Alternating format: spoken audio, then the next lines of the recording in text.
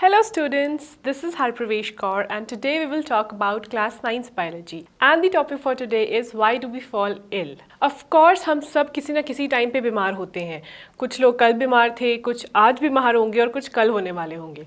तो ये रीज़न क्या होता है इलनेस का और इलनेस को डिफ़ाइन कैसे करते हैं? Today we will talk about what do you mean by the term health, what is being healthy, illness, ill, sickness, ये सब होता क्या है? So let's start the chapter.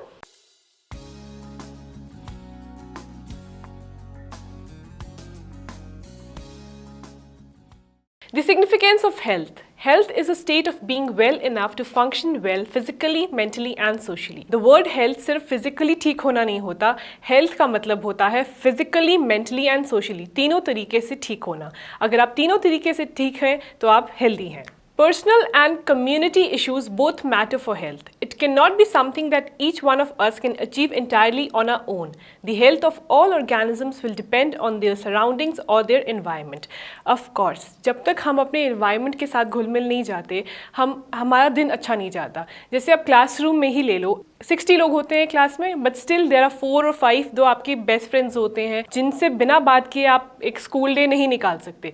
Our health is very well affected by the surrounding जिसमें हम रहते हैं, जो हमारे आसपास के लोग हैं, जो हमारा इन्वायरमेंट है, वो बहुत इफेक्ट करता है हमारी हेल्थ को। और जब हमारी हेल्थ उन इन्वायरमेंट से या सराउंडिंग से इफेक्ट होती है एंड हमारा इन्वायरमेंट हेल्दी होता है तो हम कहते हैं कि हाँ हम हेल्दी हैं और हम सोशली वेल हैं। Distinctions between healthy and disease free. Healthy का मतलब होता है जब आप मेंटली, फिजिकली एंड सोशली ठीक हो, पर डिजीज़ फ्री होता है कि सिर्फ आपको डिजीज़ नहीं है। पर डिजीज़ फ्री का मतलब ये नहीं होता कि आप हेल्दी हो। Healthy is a different term and disease free होना होता है कि सिर्फ डिजीज़ नहीं है आपको। डिजीज़ फ्री का मतलब होता है कि आप डिजीज़ फ्री हो, आपको कोई डिजीज़ नहीं है एट प्रेजेंट, बट उसका ये मतलब नहीं है कि आप हेल्दी हो। तो healthy and disease free are two different terms. Disease का मतलब होता है लिटरली बीइंग अनकंफर्टेबल। जब आप अनकंफर्टेबल फील करते हो उसे हम कहते हैं कि आपको डिजीज़ है। What does disease look like? Disease दिखती कैसे है? When there is a disease, either the functioning or appearance of one or more systems of the body will change for the worse. These changes give rise to symptoms and signs of disease. जब भी आपको कोई disease होती है तो आप uncomfortable feel करते हो, आपको अच्छा फील नहीं होता, आपके कोई ना कोई बॉडी ऑर्गन इधर वन और मोर जो है वो इफेक्टेड होते हैं। बॉडी ऑर्गन्स इफेक्ट होने के कारण आपको कुछ सिम्टम्स दिखते हैं, जैसे फीवर हो सकता है, हेडेक हो सकती है, पेन्स हो सकती हैं। ये सब सिम्टम्स जो होते हैं आपको बताते हैं कि आपको कोई डिजीज़ है। तो डिजीज़ होती कैसे है? Let's find out. Micro organisms उसके रीज़न हो सकते हैं और नहीं भी हो सकते, सब जेनेटिक एबनॉर्मलिटी भी रीज़न हो सकता है, which we will talk about later. पर उससे पहले हम बात करते हैं कि हम डिजीज़ को कैटेगराइज कैसे करेंगे। डिजीज़ को हम कैटेगराइज करते हैं अगर उनकी ड्यूरेशन पर, तो we have acute and chronic. Acute होता है जब एक शॉर्ट ड्यूरेशन ऑफ टाइम के लिए आपको कोई डिजीज़ होती है, और क्रॉनिक होता है फॉर अ लॉन्ग ड्यूरेशन जो आपको कोई डिजीज़ होती है। तो ऑफकोर्स जो एक्यूट डिजीज़ है वो इतने ज़्यादा वर्स इफेक्ट्स नहीं करती, बिकॉज एक शॉर्ट ड्यूरेशन के लिए होती है। Like for example common cold ले लो, 3 to 4 days आपको कॉमन कोल्ड होता है, उसके बाद आप ठीक हो जाते हो। But then we talk about cancer ले लो आप, तो कैंसर एक क्रॉनिक डिजीज़ है जो आपको फॉर ईयर्स होती है, एंड जो डिजीज़ आपको फॉर ईयर्स है तो उसके लॉन्ग टर्म इफेक्ट्स होते हैं, एंड वो डिजीज़ इतनी ज़्यादा इफेक्ट करती है आपकी बॉडी को कि एक से ज़्यादा ऑर्गन्स जो है वो इफेक्ट हो जाते हैं। And when multiple organs are affected there can be multiple organ failure as well, and जिससे इवन डेथ हो सकती है। तो हम ड्यूरेशन पे अगर डिजीज़ को डिवाइड करते हैं, we have acute and chronic. The manifestations of disease will be different depending on a number of factors. One of the most obvious factor is the duration of time. Some diseases last for only few short periods of time and these are called the acute diseases. तो जितनी भी acute diseases हैं वो सिर्फ एक short time के लिए हमें होती हैं, but other ailments जो हमारी long time के लिए होती हैं that can be chronic. Acute and chronic diseases have different effects on our health. Any disease that causes poor functioning of some part of the body will affect our general health as well. This is because all functions of the body are necessary for general health. अगर आपको कोई भी disease होती है, मतलब आपका कोई certain organ body का इफेक्टेड है, या तो एक ऑर्गन इफेक्टेड है या तो मल्टीपल है, बट ओवरऑल अगर आपका कोई भी ऑर्गन इफेक्टेड है, उसकी फंक्शनिंग इफेक्टेड है, तो ओवरऑल आपकी जो हेल्थ है वो इफेक्ट होगी ऑफ कोर्स। तो देन यू आर, एक तो आपको डिजीज़ भी है और ओवरऑल आपकी हेल्थ जो है वो इफेक्ट होगी, बिकॉज हेल्थ क्या होती है कि प्रॉपर फंक्शनिंग ऑफ ऑर्गन्स। अगर वो नहीं हो रहा तो वी कैन से दैट आप डिजीज्ड हो and you are not even healthy. Infectious and non infectious diseases. अब ड्यूरेशन के बाद आता है कि डिजीज़ कॉज कौन कर रहा है। अगर माइक्रो ऑर्गेनिजम्स डिजीज़ कॉज कर रहे हैं तो हम कहेंगे कि जो डिजीज़ है वो इन्फेक्शियस है। इन्फेक्शियस का मतलब है कि वो स्प्रेड हो सकती है। Diseases where microbes are immediate causes are called the infectious diseases. This is because the microorganisms can spread in the community and the diseases they cause will spread with them. तो microorganisms अगर आपको disease cause कर रहे हैं तो then हम कहते हैं वो disease infectious है। The disease is infectious because इसका cause क्या है? Microbes.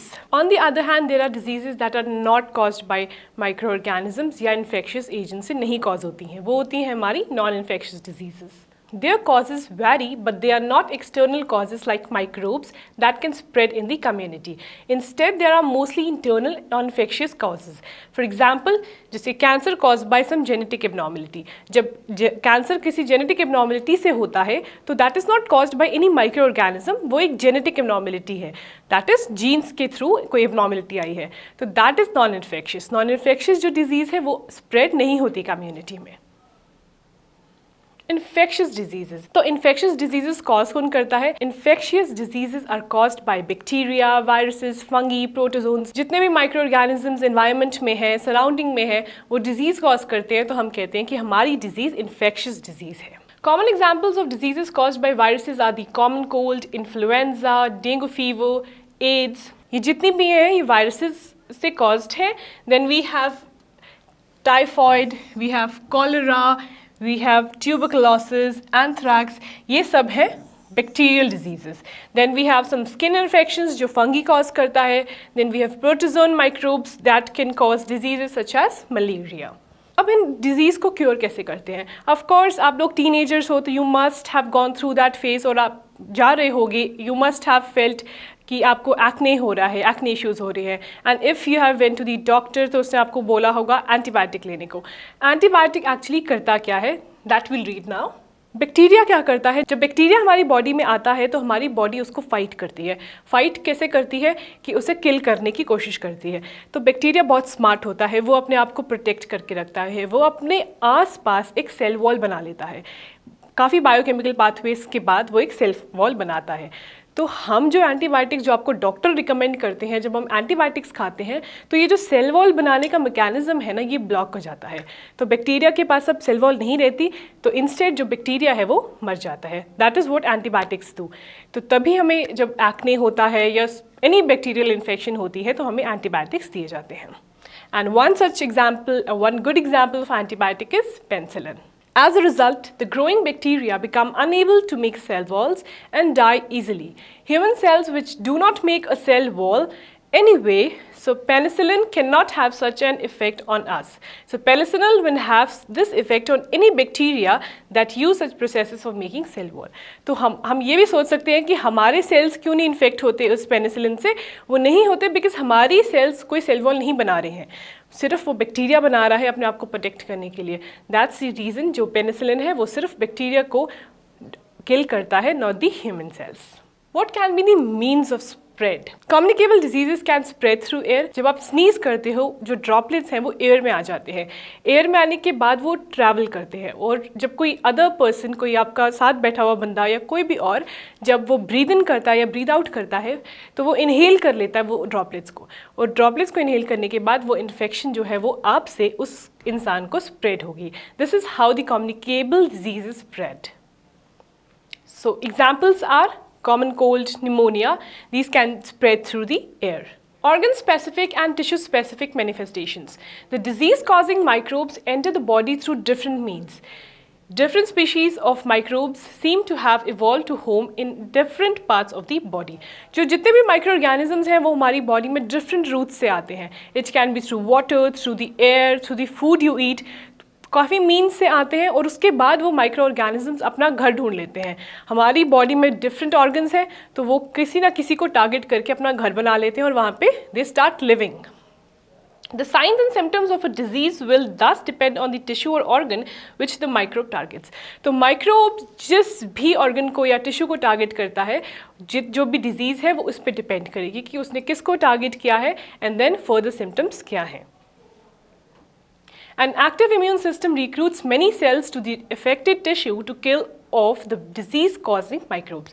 अब जब भी हमारी बॉडी में माइक्रो ऑर्गेनिज्म आ चुका है, हमारी बॉडी चुप नहीं बैठती, वो भी उसको टारगेट करती है. उसको टारगेट करने के लिए वो अपनी आर्मी भेजती है इम्यून सेल्स की. इम्यून सेल्स क्या करते हैं, अपनी आर्मी भेजते हैं कि जितने भी माइक्रो ऑर्गेनिजम्स हैं उनको हम मार सकें. So as a part of this process, there are many local effects such as swelling, pain, general effects such as fever. आपने देखा होगा कि आपको कोई भी इन्फेक्शन होती है देन आपको फीवर हो जाता है, बॉडी का टेम्परेचर बढ़ जाता है. ये एक मैकेनिज्म है हमारी बॉडी का कि बैक्टीरिया या अदर माइक्रो ऑर्गेनिजम्स को किल करने का. हम टेम्परेचर बॉडी का इतना बढ़ जाता है कि वो माइक्रो ऑर्गेनिज्म हमारी बॉडी में सर्वाइव नहीं कर पाता. So this is done by the immune system of our body. So principles of treatment. One would be to reduce the effects of the disease and the other would be to kill the cause of the organism. तो हम जब principle of treatment की बात करेंगे तो दो तरीके हो सकते हैं. या तो हम जितने भी सिम्टम्स हैं, जो इफेक्ट्स हैं, उनको रिड्यूस कर दें या हम उस ऑर्गेनिज्म को ही मार दें. For example we can take medicine that bring down fever, reduce pain and loose motions. तो हम क्या कर सकते हैं, अगर हमें फीवर है तो हम मेडिकेशन ले सकते हैं कि हम टेम्परेचर हमारी बॉडी का लो कर सकें, फीवर को ख़त्म कर सकें. Principles of prevention. There are two ways, one general and one specific to each disease. The general ways of preventing infections mostly relate to preventing exposure. जब हम कहते हैं कि principle of prevention क्या है, अगर आपको अपने आप को किसी डिजीज़ से बचाना है तो आप एक्सपोजर ही मत लो. मतलब कि you should not be exposed to that certain microorganism. For waterborne microbes, we can prevent exposure by providing safe drinking water. This can be done by treating the water to kill any microbial contamination. अगर हमें पानी वाली infection से बचाना है खुद को तो हम क्या कर सकते हैं, clean and safe drinking water जो है वही पिए, तो हमें ऐसी कोई वाटरबॉर्न डिजीज़ नहीं होगी. The second basic principle of prevention of infectious diseases is the availability of proper and sufficient food. तो पहला था कि पानी साफ़ पिए. तो जो आप गोलगप्पे खाते हो तो उसका पानी साफ़ है कि नहीं, प्लीज़ मेक श्योर कि वो साफ़ हो. Second comes the food. जो आप फूड खाते हो वो इतना हेल्दी और इतना सफिशेंट होना चाहिए फॉर यू कि आपका बॉडी जो है वो स्ट्रॉन्ग रहे, आपका इम्यून सिस्टम इतना स्ट्रॉन्ग रहे कि कोई भी माइक्रो ऑर्गेनिज्म आपको टारगेट करता है तो आपकी बॉडी उसको फाइट कर सके. तो ये थे हमारे general ways. Now comes the specific way. जब हम स्पेसिफिक वे की बात करते हैं उसका मतलब होता है कि सर्टेन माइक्रो ऑर्गेनिज्म को हम टारगेट कर रहे हैं, और जब हम उसकी बात करते हैं तो there comes a word known as vaccination. The specific ways relate to a peculiar property of the immune system that usually fights off microbial infections. This is the basis of the principle of vaccination. जब हम एक किसी certain microorganism को target करते हैं तो हम क्या करते हैं, उसको specifically उस organism को kill करते हैं, तो इसे हम vaccination कहते हैं. Vaccination क्या होता है? Vaccination में आपको एक वैक्सीन दी जाती है जिससे आपका immune system और strong हो जाता है और वो उस organism को fight कर सकता है कि हम उस जो ऑर्गेनिज्म को बिल्कुल किल कर देते हैं. तो there are two ways. First is general and second is the specific way. General में ईट गुड, ईट हेल्दी, साफ पानी पीजिए, एंड स्पेसिफिक में हम उस माइक्रो ऑर्गेनिज्म को ही ख़त्म कर देते हैं. So this is the principle of vaccination. जब हमारी बॉडी इतनी स्ट्रॉन्ग हो जाती है तो वो टारगेट माइक्रो ऑर्गेनिज्म को किल करके हमारी बॉडी को सेफ रखती है. So I hope this lecture was clear to you. तो अभी तक हमने क्या पढ़ा कि why do we fall ill, health क्या होता है, डिजीज़ फ्री होना क्या होता है, what are the causes of disease, disease cause कौन करता है, डिजीज़ के डिफरेंट टाइप्स क्या होते हैं, एक्यूट, क्रॉनिक, डिजीज़ इन्फेक्शियस हैं कि नॉन इन्फेक्शियस हैं, and then we talked about कि प्रिवेंशन के तरीके क्या हो सकते हैं. दे कैन बी जर्नल और they can be specific. So I hope this lecture was clear to you. Thanks for watching and keep watching the next videos.